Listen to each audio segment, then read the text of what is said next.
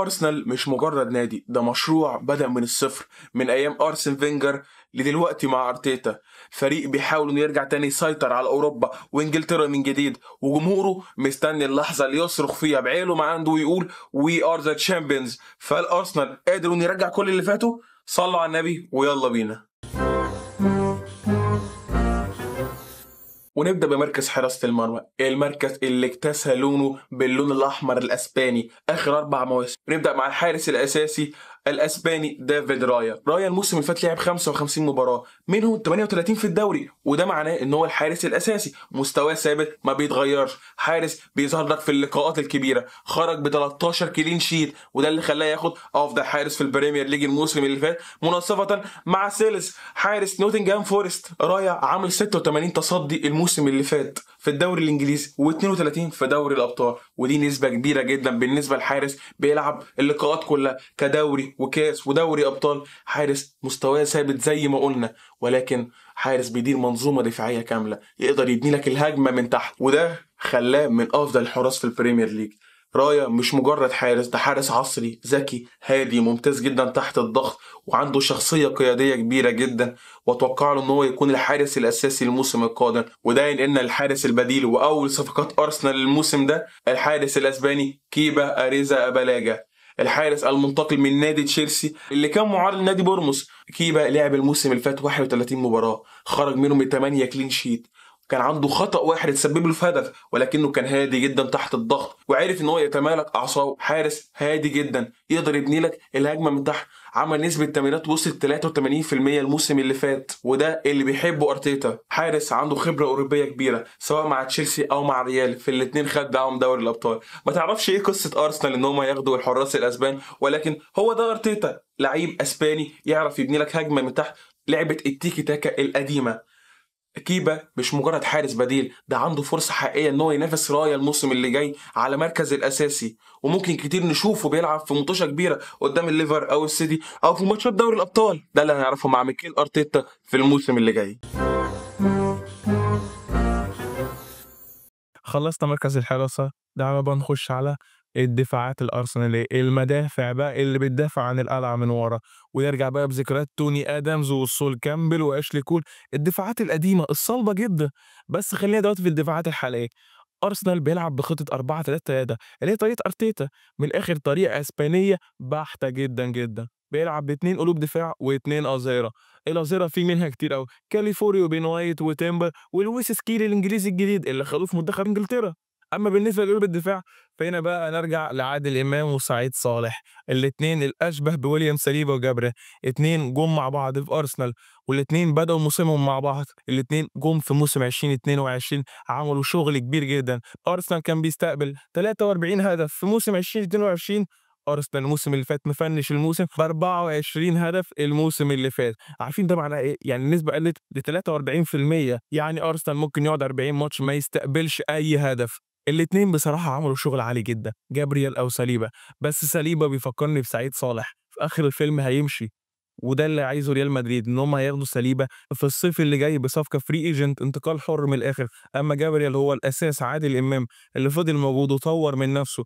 اللعيب اصاباته كتيره جدا، وجات له الموسم اللي فات قطع في اوتار الركبه، الا ان هو كان اكتر مدافع سجل اهداف من كرات ثابته. وهنا انا احيي مدرب الكرات الثابته في ارسنال، طور من المنظومه الدفاعيه بطريقه كبيره جدا، وكمان خط الوسط خلاهم لعيبه فعلا يقدروا يستغلوا اي كره ثابته من ركنيات او حتى كرات حره. طب يا عبد الله لو سليبا مشي، بلاش نفترض ان هو مشي، طب لو سليبا اتصاب هنعمل ايه؟ اقول لك انا هنا دورت على مدافع يقدر يلعب مكان سليبا ويقدر يلعب مكان جبرة، حتى لو هم اتطردوا او اتصابوا او واحد منهم مشي. وقتها انا اجيب مين؟ اقول لك تعالى بينا نروح على الليجا في مدينه الخفافيش، فالنسيا، وهو اللعيب كريستيان موسكيرا، اللعيب صاحب ال20 سنة اللي لعب مع منتخب اسبانيا في اولمبياد باريس، خد الميدالية الذهبية معاهم. لعيب ممكن تلعب خط وسط وممكن يلعب قلب دفاع وممكن كمان يلعب لك ظهير ايمن، يعني حتى لو عايز تسانده تكتيكيا ويفيد خط الوسط ويبني لك هجمة، فاعتقد ان كريستيان موسكيرا من افضل الحلول اللي ممكن تجي لك. طب موسكيرا ما جاش، أقول لك أنا معايا جوريل هاتو. جوريل هاتو عنده 18 سنة، لعيب صلب دفاعيًا ودفاعه تكتيكي، ذكي وسريع جدًا، يقدر يبني هجمة من تحت، وعنده عمق دفاعي وهجومي متميز جدًا، متزن في الاتنين، يعني حتى ممكن ألعبه مكان ساليبا أو جابريا. جوريل هاتو ممتاز جدًا. يا أرسنال خدوني معاكم أنا هافيدكم. مدرب تكتيكات يا عم ومدرب تعاقدات، هاجيب لكم لعيبة ممتازة جدًا من كل الدوريات. باقول لكم إيه، حسام عبد المجيد في الزمالك عامل شغل حلو أوي. أرسنال عنده أقوى الخطوط الدفاعية في إنجلترا وتقريبًا في أوروبا كلها، دفاعات من حديد، مدافع بتضرب في أي لحظة وممكن تفيد النادي، هتقدر تبني لك هجمة من تحت، وهتقدر كمان ترفع لك معنويات الفريق بالمنظومة الدفاعية الممتازة جدًا، وكمان راية هيساعدهم ويساندهم من ورا، اللي هيخفف عليهم الضغط. دي الدفاعات، ويالّا بينا نخش بقى على المايسترو والحلويات في خط الوسط. ويالّا بينا ندخل على خط الوسط بالمتعة الأسبانية اللي عوّدنا عليها أرتيتا والكرة الأسبانية كلّها، ونرجع بقى لأيام الزمن الجميل لأيام باتريك فييرا وجilberto سيلفا وأليكسيس سانشيز. بس خلّينا برضه في الموسم الحالي، خط وسط أرسنال الممتاز دفاعيًا وهجوميًا، خط يقدر يلعب لك ويبني لك كورة كويسة جدًا، متعة بصراحة أسبانية عوّدنا عليها أرتيتا في المواسم اللي فاتت. ببساطة كده زي ما قُلنا خطة أرسنال كانت 4-3-3، 4 دفاع و3 خط وسط، بس خط الوسط فيه لعبكة شوية، ولعيب مركز 6 ولعيب مركز 8 ولعيب مركز 10. لعيب مركز 6 اللي كان موجود هو ديكلان رايس. ديكلان رايس اللي لعب 33 ماتش الموسم اللي فات و6 في الشامبيونز ليج. كمان أرسنال كمان رايس كان لعيب ممتاز جدًا، كان متوازن دفاعيًا وهجوميًا، وظهر في ماتشات كبيرة جدًا قدام الريال، قدام السيتي، وقدام الليفر، وقدام فرق كبيرة جدًا. رايس لعيب طوّر نفسه بنفسه في خلال موسمين، لعيب بصراحة أقدر أعتمد عليه في خط الوسط. بس كان هنا مركز 8 بقى اللي كان بيساعد ويبني الكور من تحت علشان يدّيها لمركز 10، وهو كان ميكيل مورينو، اللعيب المنتقل من الدوري الأسباني الموسم اللي فات، اللي لعب 17 ماتش أساسي طول الموسم. ظهر في ماتشات كبيرة جدًا قدّام السيتي والريال بالذات، كان عامل عمق دفاعي وهجومي جدًا، وكان عامل فرص مفتاحية كبيرة، لعيب قدر يستغل المساحات الفاضية الكبيرة اللي كانت في دفاعات الخصوم والفرق. ده كان مركز 8. طب مركز 10 بقى، المركز اللي بصراحة بيقدّم متعة في آخر 4 مواسم، مارتن أوديجارد، اللعيب النرويجي اللي لعب في أكاديمية ريال مدريد واترعرع فيها كمان. أوديجارد عمل موسم كبير جدًا مع أرسنال الموسم اللي فات، لدرجة إن هم صوّتوا له كأفضل لاعب في الموسم للمرّة التانية على التوالي، برغم الإصابة اللي حصلت له الموسم اللي فات، وبرغم قلة عدد المباريات اللي لعبها الموسم اللي فات برضه، إلا إن هو كان تاني أكتر لعيب صنع فرص كبيرة بنسبة 88 فرصة لعب مفتوح، ولكن نُصّهم كان رايح برّه. ده كان حل لخط الوسط. طب كده ديكلان رايس لعيب متميز هجوميًا وطوّر من نفسه هجوميًا، فكده يميل إن هو يلعب لمركز 8، وميكيل مورينو بيلعب في مركز 8، بس دفاعيًا مش أحسن حاجة، ولكن هو بيأدي دفاعي، وأوديجارد بيلعب مركز 10، فكده أرسنال ناقصه لعيب راس حربة دفاعي اللي هو رقم 6، وده اللي هم عملوه مع مارتن زوبيمندي المنتقل لأرسنال حديثًا بصفقة تقريبًا كانت 60 مليون يورو، دفعوا فيها الشرط الجزائي وضحكوا عليه وجابوه. بأمانة مارتن زوبيمندي لعيب ممتاز جدًا، برغم إن سنه كان 27 سنة، إلا إن هو لعيب ممتاز دفاعيًا، وكمان سريع مش تقيل خالص، لعيب استخلاصاته للكورة سريعة جدًا، لعيب تقدر تعتمد عليه في بناء الهجمة، يعني يقدر يدير المنظومة الدفاعية اللي بيديرها رايا من ورا، يبقى رايا من ورا وزوبيمندي من قدام وتحتيهم الدفاع كمان.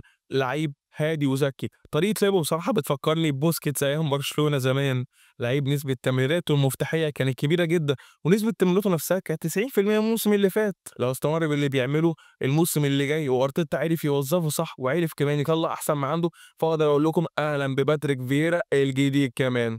وأتوقع أرسنال الموسم اللي جاي هيلعب بخط الوسط زوبيمندي ورا، قدّامه ديكلان رايس مركز 8، وقدّامهم أوديجارد مركز 10. طيب يا عبد الله لو رايس اتصاب أقول لكم سهلة، برونو جاماريتش لعيب نيوكاسل قائد الفريق البرازيلي، لعيب عنده دقة تمريرات كبيرة جدًا، غير إن هو عنده شخصية قيادية يقدر يدير لك بيها الفريق، يعني لو أوديجارد ريّح وقعد أو اتصاب ساعتها برونو جاماريتش هيقدر يحرك لك الفرقة كلها، بدل ما هي نايمة هيصحّيها وهيعمل وعي هجومي كبير. لعيب ممتاز جدًا في الضغط الهجومي، وكمان يقدر يفيدك في المناطق الدفاعية كلها، يعني أقدر ألعبه كمان مكان زوبيمندي لو حبيت أخلّي زوبيمندي مركز 8، لعيب بيجمع بين الصلابة الدفاعية والقدرة العالية على هجومه كمان، هيبقى بصراحة شريك ممتاز جدًا لديكلان رايس في خط الوسط.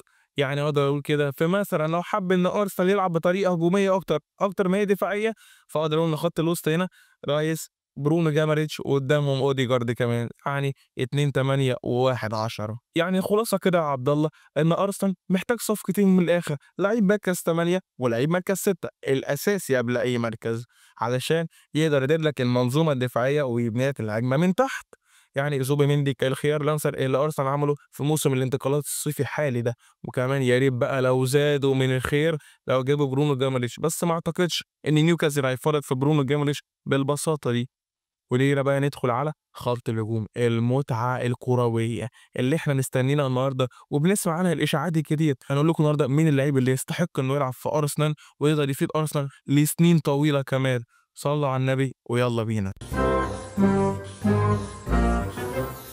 وندخل على خط الهجوم بالمدافع اللي دايما جاهزه تضرب في اي وقت. زي ما قلنا في اول الحلقه، مدفع ارسنال شغال من زمان، من ايام تيري هنري لدلوقتي مع ارسنال، اللي بيحاولوا يدوروا دلوقتي على بديل صالح ويشيل الرايه مع ساكا، ويبقى لعيب مركز 9 كبير جدا يقدر يهدف لك من جوه الصندوق وبره الصندوق، وياخد الفرص المستحيله كلها يخليها فرص حقيقيه. ومحتاج كمان جناح شمال ممتاز يعرف يراوغ ويعرف يعمل عرضيات، لعيب سريع جدا ويقدر يهدف كمان. وكان دي خيارات صعبه جدا في ظل ان ارسنال الموسم اللي فات سجل 112 جون بس في خلال كل المسابقات، منهم كان 58 في الدوري و31 في دوري الابطال، ودي نسبه قليله جدا. ده معناه ان النادي فعلا محتاج لعيب يخلص قدام الجون. كمان كان عندهم 4 بس اللي بيهدفوا، هافرتز ومارتينيلي وتروسر وساكا، بعيدا عن ان ساكا وتروسر ومارتينيلي سجلوا كل واحد فيهم 10 تجوال، الا ان هافرتز سجل افضل نسخه ليه في كل مسيرته، سجل 15 جون وصنع 3 اهداف، بالرغم ان هو غاب 3 شهور للاصابه وتراجع مستوى اوديجارد وتروسر الموسم اللي فات. كده انت محتاج فعلا جناح شمال يتميز بالمراوغات والسرعه والتهديف وراس حربه يعرف يخلص لك قدام الجون. هنا بقى دورنا على اجنحه ممتازه جدا تلعب للجناح الشمال لارسنال عشان تبقى عندها مراوغات زي ما قلنا، وقلنا العناصر اللي احنا عايزينها فيهم علشان يفيدوا النادي ويفيدوا الفريق ويقدروا يرجعوا تاني ويجيبوا بطولات للنادي، والجمهور يصرخ ويفرح ويقولوا وي ار ذا تشامبيونز، وخدنا البطوله من تشيلسي وخدنا البطوله من السيتي. ارسنال محتاج يرجع فعلا زي زمان. وهنا كان ترشيحي للعيب نونو مادويكي، لعيب تشيلسي المنتقل من بي اس في اندهوفن، لعيب صغير في السن 22 سنه، سريع جدا مراوغ، من افضل الاجنحه في اوروبا كلها، لعيب عنده عمق هجومي شديد جدا يقدر يفيد النادي في العمق الهجومي والهجمات السريعه. وهنا لو راح مع ارتيتا يقدر يوظفه صح ويطلع افضل نسخه ليه تهديفيه ومراوغه وصناعه اهداف. نونو مادويكي من افضل الصفقات، ولكن هيبقى في عقبه كبيره جدا ان تشيلسي مش هيفرط فيه بسهوله، لانه زي ما قلنا من افضل الاجنحه في اوروبا كلها. طب لو الصفقه فشلت بقى، ساعتها هنجي واقول لك عندنا رودريجو الفما حاجه ريال مدريد. وهنا بقى رودريجو الصحف الاسبانيه كلها عامله ضغط كبير جدا عليه، بيقولوا ان هو مش مرشح ان هو يلعب مع ريال الموسم القادم، وان تشابي الونسو مش هيحتاجه ومش هيستخدمه ومش هيوظفه حتى، ولا يبقى ليه مكان اساسي في الفريق. ولو رودريجو اتأثر بكلام الصحف فممكن يعمل اضراب في ريال مدريد ويقول لك انا مش هلعب، انا عايز امشي مشوني. وفعلا ريال مدريد عمل كده، ريال مدريد صرح وقال انه لو جاي عرض ب 100 مليون يورو في مقابل رودريجو هيبيعوه وش. رودريجو بقى لعيب ممتاز هجوميا، لعيب يفيدك في الضغط والعمق الهجومي، سريع، قدرة تهديفية عالية جدا، لدرجة انه ممكن يلعب لك مركز 9 كمان. رودريجو من افضل الاجنحه في اوروبا كلها، وكمان اتظلم الموسم اللي فات مع انشيلوتي، ممكن يتظلم كمان الموسم الجاي مع تشابي الونسو لو هو ما استخدموش. رودريجو من افضل الخيارات المتاحه قدام ارسنال، ولكن هيبقى في عقبه كبيره في سعره الكبير اللي هو ممكن يوصل ل 100 مليون. غير كده هضطر ابيع جناح شمال قصاده اللي هو يا اما تروسارد يا اما مارتينيلي. ساعتها انا بصراحه هقول ان انا هبيع مارتينيلي. تروسارد لعيب بيهدف ولعيب اقدر استخدمه كمان في الضغط لو رودريجو ريح، فاعتقد ان تروسارد في القدره الهجوميه اللي ممكن يستخدمها كبديل لرودريجو. يلا بينا ندخل على راس الحربة. 3 وندخل بقى على راس الحربة المركز 9 المركز اللي ارسنال فعلا بيدور عليه نازل السوق علشانه من اول ما بدا موسم الانتقالات لحد دلوقتي. ارسنال داخل علشان جيوكريس السلاح النووي اللي بيمتلكه لشبونه. جيوكريس الموسم اللي فات لعب 51 ماتش، سجل فيهم 53 جون وصنع 13. دي ارقام مرعبه جدا بالنسبه لاول مره للعيب من سنين طويله ينافس على جائزه الحذاء الذهبي. بينافس صلاح ومبابي، للعلم ان صلاح ومبابي عندهم الجون بيتحسب بنقطتين، ما بين ان جيوكريس بيتحسب عنده الجون بنقطه ونص بس. طب بس كده؟ لا خالص. جيوكريس بيسجل وضعيات صعبه جدا. طب بس كده؟ لا خالص. جيوكريس عامل الموسم اللي فات بس 60 فرصه محققه للتسجيل وعامل 60 مراوغه، يعني النسخه مصغره جدا من كريستيانو. لعيب فعلا ارسنال محتاجه عشان يسجل. غير كده وكده سعره رخيص، لشبونه عنده استعداد ان هو يبيعه لو جاله عرض ب 65 مليون يورو، ولكن ارسنال بيفضل ان هو ياخد الشرط الجزائي. واعتقد ان لشبونه مش هيفرط في جيوكريس بالسعر، رغم ان جيوكريس عامل اضراب كبير جدا في لشبونه ان هو مش عايز يلعب وانا عايز اروح ارسنال وبس. ارسنال محتاجه فعلا. ما اعتقدش ان ارسنال هيفرط في صفقه زي دي. بس ايه بقى لو جوكريس صفقته فشلت؟ مع انها نسبتها قليله جدا ان هي تفشل، بس زي ما قلنا عن نيكو ويليامز ان هو هيجي برشلونه وان الصفقه خلاص محققه 100%، ولكن اللي حصل عكس توقعه. فعشان كده هيحط احتياطي وهو سيسكو لاعب ار بي لايبزيج، اللعيب اللي عنده 22 سنه، لعيب طوله 195 سم، لعيب طويل برغم كده ان وزنه تقيل. بس تفتكر ان دي تبقى عقبه لارسنال؟ لا طبعا. رغم ان طوله الكبير ده ورغم ان هو صغير الا ان هو سرعته من اسرع المهاجمين في اوروبا كلها، سرعته 33 كيلو متر في الساعة. سيسكو لعب الموسم اللي فات 45 ماتش مع ار بي لايبزيج، سجل فيهم 21 جون وصنع 6، 13 منهم في الدوري والباقي في دوري الابطال. سيسكو سجل قدام الفرق الكبيره، بيظهر قدام الماتشات الكبيره واللحظات الحاسمه جدا، ولكن خبرته ضئيله جدا. وبالنسبه لسعره 90 مليون يورو، الا ان خبرته الاوروبيه مش احسن حاجه بالنسبه لعيب 22 سنه، وبالنسبه لسجله التهديفي ده الا ان هو مش احسن حاجه بالنسبه للبريمير ليج، لان مستوى البوندسليجا بيختلف كسرعه وكقوه بالنسبه للبريمير ليج. طبعا البريمير ليج هو الافضل في العالم. لعيب بيسجل من مناطق صعبه جدا وممتاز جدا، وممتاز جدا في الضغط، الحاجه اللي بيحبها ارتيتا والكره الاسبانيه ان هم بيحبوا الضغط على المنافس. لعيب بالرغم من سنه وبالرغم من طوله وبالرغم من كل ده الا ان هو انا ارشحه ان هو يبقى مهاجم ارسنال على ان هو يكون مهاجم ارسنال جيوكريس، علشان جيوكريس اخره هيقعد معاك 5 سنين 4 سنين ويمكن اقل كمان، ولكن سيسكو بالنسبه لسنه ممكن يطول معاك ويقعد سنين طويله. واعتقد ان هو خلال موسم او نص موسم ارتيتا ممكن يطلع افضل نسخه ليه. ولو ده حصل فعلا وخد الثقه من ارتيتا وجابوه، فهنا هنشوف مشروع لهالاند جديد.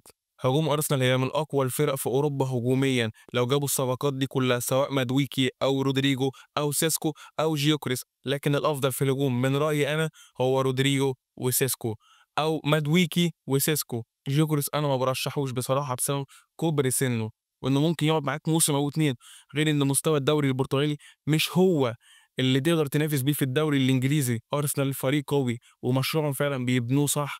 ارتيتا اتاخر على البطولات واتاخر ان هو سنين ما جابش بطولات للنادي ولا فرح الجمهور، ولكن اتوقع ان الموسم اللي جاي ده هتبقى بدايه فرحه الجمهور مع ارتيتا ومع النادي الجديد. ومن رايي انا تشكيله الموسم الجاي هيبقى في حراسه المرمى رايا، في قلوب الدفاع ساليبا وجابريل، على اليمين كاليفوري، على الشمال لويس سكيلي، خط الوسط زوبيميندي، مركز 6 مركز 8 ديكلان رايس، مركز 10 هيبقى اوديجارد، على اليمين بوكايو ساكا زي المعتاد، وعلى الشمال من رأيي انا بقى رودريجو، وفي راس الحربة سيسكو. واتمنى ان هي دي تكون التشكيلة.